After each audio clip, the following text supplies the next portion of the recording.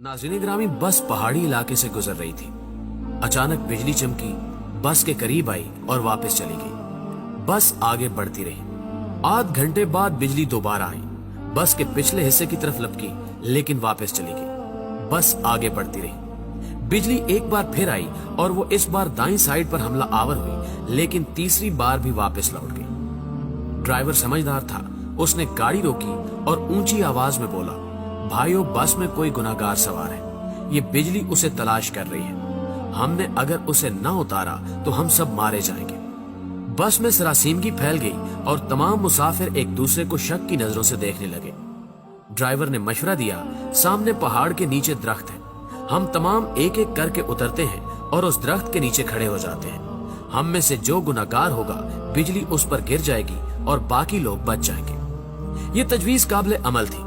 तमाम मुसाफिरों ने इत्तेफाक किया। ड्राइवर सबसे पहले उतरा और दौड़कर दरख्त के नीचे खड़ा हो गया। बिजली आसमान पर चमकती रही, लेकिन वो ड्राइवर की तरफ नहीं आई। वो बस में वापस चला गया। दूसरा मुसाफिर उतरा और दरख्त के नीचे खड़ा हो गया। बिजली ने उसकी तरफ भी तवज्जो नहीं दी। तीसरा मुसाफिर भी साफ बच गया। यूं मुसाफिर आते रहे, दरख्त के नीचे खड़े होते रहे और वापस जाते रहे, यहां तक कि सिर्फ एक मुसाफिर बच गया। ये गंदा मजहूल सा मुसाफिर था। कंडक्टर ने उसे तरस खाकर बस में सवार कर लिया था। मुसाफिरों ने उसे बुरा भला कहना शुरू कर दिया। लोगों का कहना था कि हम तुम्हारी वजह से मौत के मुंह पर बैठे हैं, तुम फौरन बस से उतर जाओ। वो उससे उन गुनाहों की तफसील भी पूछ रहे थे जिनकी वजह से एक अजियतनाक मौत उसकी मुंतजिर थी। वो मुसाफिर उतरने के लिए तैयार नहीं था, लेकिन लोग उसे हर कीमत पर बस से उतारना चाहते थे। मुसाफिरों ने पहले उसे बुरा भला कहकर उतरने का हुक्म दिया, फिर उसे प्यार से समझाया और आखिर में घसीट कर उतारने लगे। वो कभी किसी सीट की पुष्ट पकड़ लेता था, कभी किसी राड के साथ लिपट जाता और कभी दरवाजे को जप्फा मार लेता, लेकिन लोग बाज ना आए। उन्होंने उसे जबरदस्ती घसीट कर उतार दिया। ड्राइवर ने बस चला दी। बस जो ही गुनाहगार से चंद मीटर आगे गई, धाड़ की आवाज आई, बिजली बस पर गिरी और तमाम मुसाफिर चंद लम्हों में जलकर भस्म हो गए। वो गुनहगार मुसाफिर 2 घंटों से मुसाफिरों की जान बचा रहा था। नाज़रीन ग्रामी, मुझे किसी साहब ने एक दिलचस्प वाकया सुनाया। वो तुर्की के रास्ते यूनान जाना चाहते थे। एजेंट उन्हें तुर्की ले गया। ये अजमेर शहर से दूसरे लोगों के साथ बर्फबारी का इंतजार करने लगे। सर्दियां यूरोप में दाखिले का बेहतरीन वक्त होता था। बर्फ की वजह से सिक्योरिटी एहलकार मोर्चों में दुबक जाते थे। बॉर्डर पर गश्त रुक जाता था और एजेंट लोगों को कश्तियों में सवार करते थे और उन्हें यूनान के किसी साहिल पर उतार देते थे। ये एजेंटों की आम प्रैक्टिस थी। उन साहब ने बताया कि हम तुर्की में एजेंट के डेरे पर पड़े थे। हमारे साथ गुजरांवाला का एक गंदा सा लड़का था। वो नहाता भी नहीं था और दांत भी साफ नहीं करता था। उससे खौफनाक बू आती थी। तमाम लोग उससे परहेज करते थे। हम लोग दिसंबर में कश्ती में सवार हुए। हम में से कोई शख्स उस लड़के को साथ नहीं ले जाना चाहता था। हमने उसे रोकने की कोशिश की, लेकिन वो रोना शुरू हो गया। एजेंट के पास वक्त कम था, चुनांचे उसने उसे ठुड्डा मारकर कश्ती में फेंक दिया। कश्ती जब यूनान की हदूद में दाखिल हुई तो कोस्ट गार्ड एक्टिव थे। यूनान को शायद हमारी कश्ती की मुखबरी हो गई थी। एजेंट ने मुख्तलिफ रास्तों से यूनान में दाखिल होने की कोशिश की, मगर हर रास्ते पर कोस्ट गार्ड थे। इस दौरान उस लड़के की तबीयत खराब हो गई। वो उल्टियां करने लगा। हमने एजेंट से एहतजाज शुरू कर दिया। एजेंट टेंशन में था, उसे गुस्सा आ गया। उसने 2 लड़कों की मदद ली और उसे उठाकर यख पानी में फेंक दिया। वो बेचारा डुबकियां खाने लगा। हम आगे निकल गए। हम अभी आध किलोमीटर आगे गए थे कि हम पर फायरिंग शुरू हो गई। एजेंट ने कश्ती मोड़ने की कोशिश की। कश्ती अपना तवाजुन बरकरार न रख सकी और वो पानी में उलट गई। हम सब पानी में डुबकियां खाने लगे। मैंने खुद को सर्दी, पानी और खौफ के हवाले कर दिया।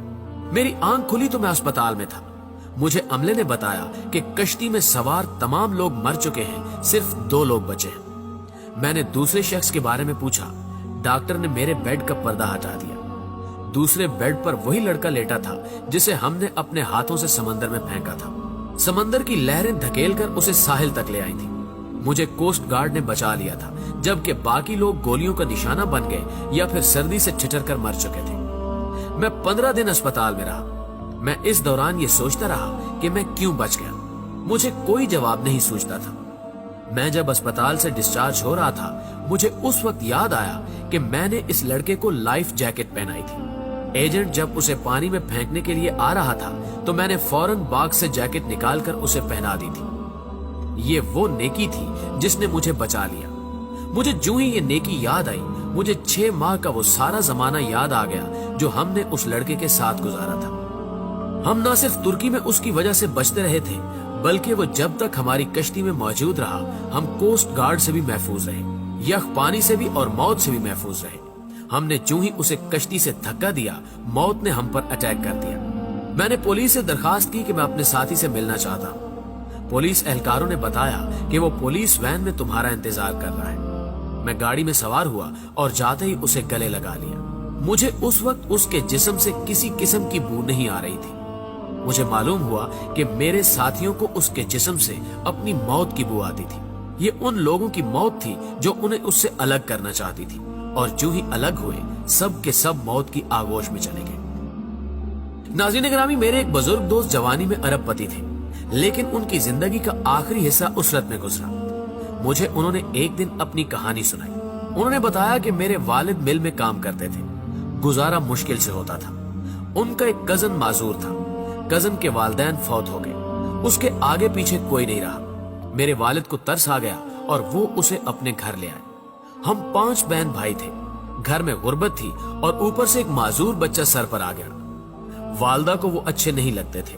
वो सारा दिन उन्हें कोसती रहती थी। हम भी वालदा की वजह से उनसे नफरत करते थे, लेकिन मेरे वालिद को उनसे मोहब्बत थी। वो उन्हें हाथ से खाना भी खिलाते थे और उनका बोल बराज भी साफ करते थे और उन्हें कपड़े भी पहनाते थे।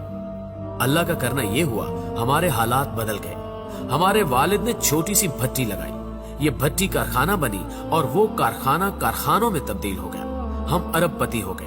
1980 की दहाई में हमारे वालिद फौत हो गए। वो चचा तरके में मुझे मिल गए।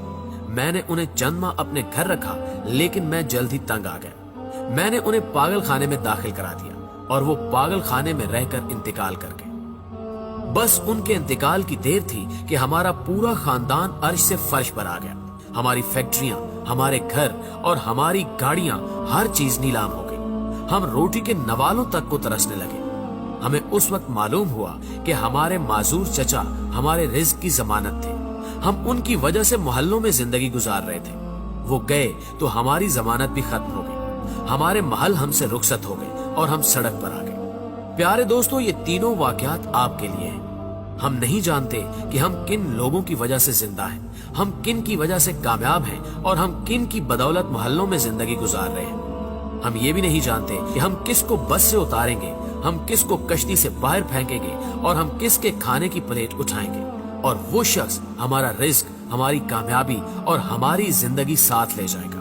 हम हरगिज नहीं जानते, लिहाजा हम जब तक उस शख्स को पहचान नहीं लेते, हमें उस वक्त तक किसी को बस, कश्ती और घर से निकालने का रिस्क नहीं लेना चाहिए, क्योंकि हो सकता है हमारे पास जो कुछ हो वो सब कुछ उस शख्स का हो, और अगर वो चला गया तो सब कुछ चला जाए, हम न रहे, मट्टी का ढेर बन जाए। प्यारे दोस्तों, हमेशा की तरह मुझे उम्मीद है कि आज की ये वीडियो ना सिर्फ आपको पसंद आई होगी, बल्कि आपके इल्म में खातिर खा इजाफे का बायस भी बनी होगी। अगर आज भी आप इस वीडियो में की गई बातों से इत्तेफाक करते हैं तो इस वीडियो को लाइक करते हुए अपने दीगर दोस्तों के साथ फेसबुक और व्हाट्सएप पर जरूर शेयर कीजिएगा। इस वीडियो को शेयर जरूर कीजिए, हो सकता है आपके एक शेयर से ये बात किसी के दिल में उतर जाए। जज़ाकल्लाह।